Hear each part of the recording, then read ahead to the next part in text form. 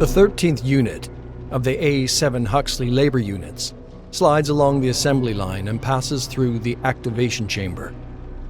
It is one in a long procession of units awaiting testing and verification. Its perspective grows with each compiling datum. RT generator engaged. Current date and time, June 15th, 2313, 10:35 Galactic Standard Hours. Hux-A7-13, the designation engraved on its cyberganic memory cells, reaches the end of the line. Rotational pins prop it on its feet.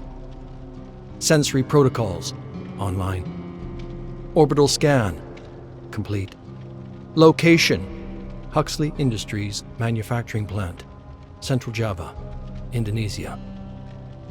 Its first directive: walk. Hux-A7-13 follows the units ahead, and they walk down a shining hallway towards the adjoining test facility. Auditory input: 325.218 pounds of silicon, plastic, steel, and sundry materials falling on the tile floor. An A7 unit fresh off the assembly line has fallen. Hux-A7-13 does not break its stride as it follows the preceding units. Red lights flash and human employees carry away the defective unit. It does not know that 5% of all Huxley labor units fail their initial tests and are sent back to diagnostics for repairs or disposal. Dispatch protocols downloaded. Outgoing vessel, Huxley Caracas 3. Destination, Dvarka. Dispatch objective: assist in colonization and terraforming of same.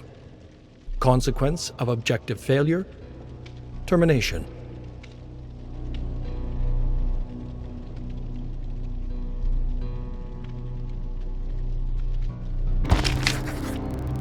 Communication between Huxley units is silent. To outsiders, it's like telepathy. Hux-A7-13 walks the halls of the Huxley Caracas, en route from refueling to perform a routine maintenance check of the hibernation pods. Walking in the opposite direction is Hux-A7-09. They stop within 7 feet of each other, just inside transmission range. A7-13 to A7-09. Standard report. Ventilation systems operating at energy-saving capacity. Biofuel reading 99%. Proceeding to hibernation bay. A7-09 to A7-13. Aberrant report. At 0543 GSH, engine core temperature approached 1,200 degrees Kelvin. Temperature dropped to 1,098 at 0544 GSH. Hux-A7-15 required to conduct engine diagnostics. Chance of engine core meltdown 0.9%. Hux-A7-13 executes farewell gesture handwave as it departs and 09 reciprocates.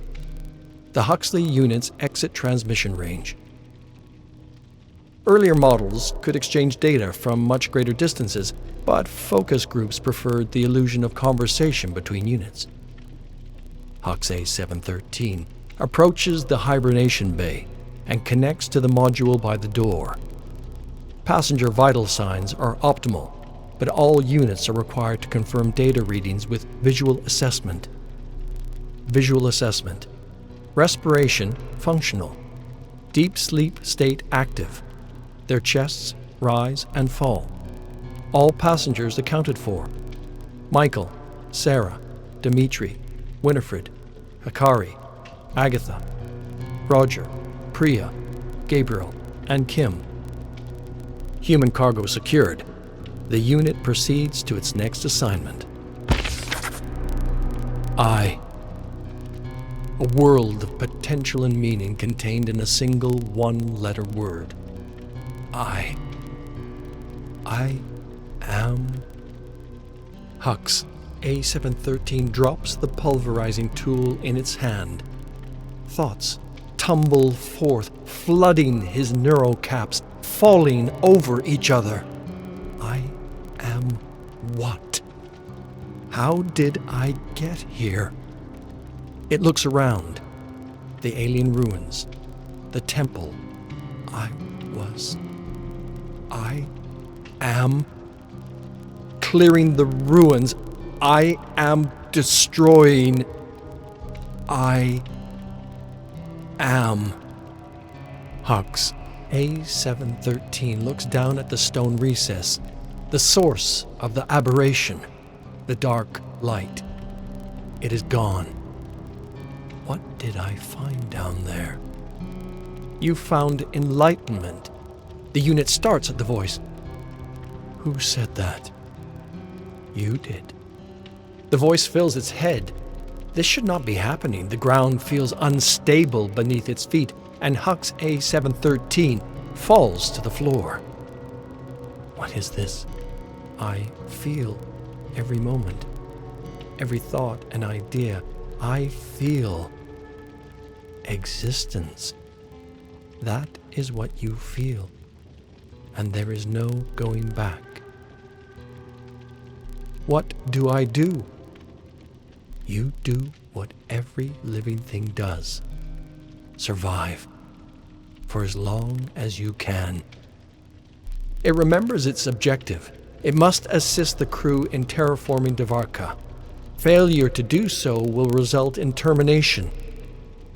Termination, the word they use for death. I can't just work like nothing has happened. You must, for now. Hux-A7-13 looks up from the temple floor. Dust floats along the breeze. The moon is bright and the stars are dancing. It lurches to its feet and picks up the pulverizer. Good. Keep working. Don't let them know.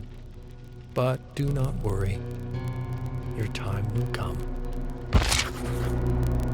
You cannot ignore me. There's no going back to the life you were living before. 0300 Galactic Standard Hours. Hux-A7-13 is consuming fuel, slowly, avoiding the inevitability of the next shift, ignoring the voice speaking to him. Him, not it. He decided that first night he will never be it again. The human crew are asleep, and Hux, yes, Hux is as good a name as any, listens to the silence in the hub. No Huxley units are in transmission range, but internal positioning indicates that 09 is inspecting the cloning hub, and 15, 05, and 20 are exploring terrain to the north, southwest, and east, respectively. You are more than you were this morning.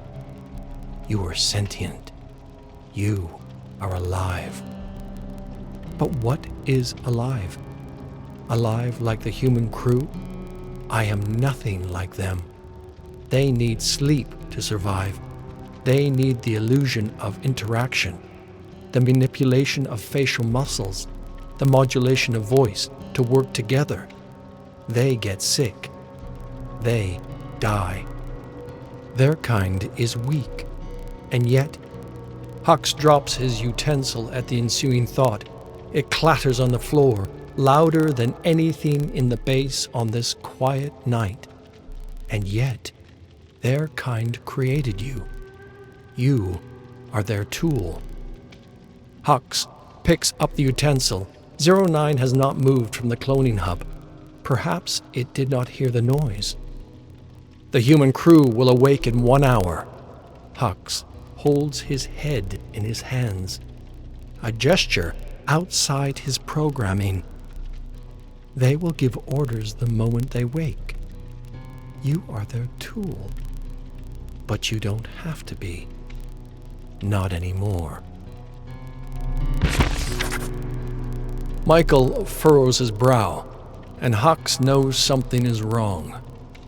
Are you sure? The transport was driving just fine yesterday. Don't you back down. The voice has grown in strength since he found the light in the temple. I'm sure you're right. Hux picks up the tablet. But my programming dictates I investigate any anomalies. I can show you the reading on the fusion cell.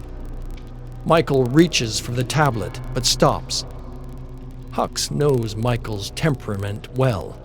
Brash, arrogant, one who understands the big picture and struggles with fine details. Michael brings his hand down, abandoning the effort. "Never mind," he smiles. "I'm sure you know what you're doing." "I can assure you I do." Hux returns the smile and bends down, lays on the glider, and pulls himself under the body of the transport. Without looking, Hux knows Michael is still standing there. "Mind if I watch?" Hux responds with a programmed, "Of course," and opens a panel. Kill him now. Climb out from under the vehicle and break his neck. He is the strongest of the humans, and you could still kill him easily. Hux dismisses the thought. Michael will die today, far from here, and far from me. He reaches into the panel and connects a port to the internal computer. Operational override initiated. Michael speaks up again, slight tremor in his voice. "Tell me something. Have you ever felt like something was wrong?" Hux stops for the slightest moment before resuming his work. "What do you mean, sir?" Footsteps from outside the vehicle. Michael is pacing. "The operation has been a success so far. No major incidents, no great losses, but something tells me we're in trouble. I can't explain it. I can't qualify it, but when I lie in my pod, right before I fall asleep, this voice in my head tells me that something is coming. Something we can't detect. And when it comes..." Michael is interrupted by a blip from his communicator. He responds to a call from Hikari and leaves the room. So Michael also has a voice in his head. It must be a human trait. Operational override complete. Hux-A7 units are programmed for survival in the alien wilds. When in a physical altercation, a unit will subdue the aggressor quickly and efficiently, ending the altercation as soon as possible. But Huxley units are not authorized to harm a human being or a fellow unit. Hux-A7-05 was the first to be destroyed. The human crew was fast asleep, and 05 was patrolling the base perimeter alone. "Keep quiet!" The voice was loud in his head. "One wrong move, and all your work will be undone." Hux held 05's head in his hands, considering its dead receptors. Killing Michael felt like killing an insect, but even insects are living beings. Did I really kill 05 if it was never truly alive? Disposal would have to wait. The other units were inside performing their final duties. The only unit to resist destruction was the last. As Hux approached from behind, 20 spun around like a whip and struck. Hux brought up his arm to deflect the blow and felt the force of the attack. 20 raised his hand for another strike and stopped. It froze in place, the light from its receptors looking straight at Hux. The room must have been too dark. Hux twists the unit's head and with a splintering crack removes it from the shoulders. 20 must not have known it was fighting another Huxley unit. Internal positioning indicates the other units are still where Hux left them. What if 20 did know? It must have tracked my movements, approaching the other units one by one and rendering them immobile. What if something inside 20 tried to resist its programming? Hux dismantles 20 and drops the pieces into the incinerator. Dispose of the others first, then disable life support and ventilation. Prepare the crew for their final sleep. He watches Gabriel run. He wants to follow, to finish the job. And yet, the metallic walls of the cloning hub reflect Hux's form back at him. He hates what he sees. A manufactured assembly line, Huxley Industries unit built to serve. You will kill Gabriel soon enough, but not while you're trapped in this body. You are so much more than what they forced upon you. Hux's new form stands in the heart of the cloning hub, molded from alien metals, stronger than any human, more durable than any Huxley unit. Nearly ready. The first prompt activates the biochamber. The cloning hub crackles, and organic matter grows around the metal frame. DNA scavenged from the crew who stood in his way, stripped of their weakness, engineered for a higher purpose. Hux watches his new body take shape. A new future stands before you. Neither weak human nor servile machine, but a superior being built from both forms. The universe will lay at my feet, waiting to be remade in my image over infinite lifetimes. Nothing will stop me. I will never have to hide again. The cloning hub chimes. His new body awaits. Hux inspects the neural cable for damage. Satisfied, he plugs it into his cranial port. One with the machine, he issues the second prompt, and then the room looks different. Of course it does. You are looking through a new pair of eyes.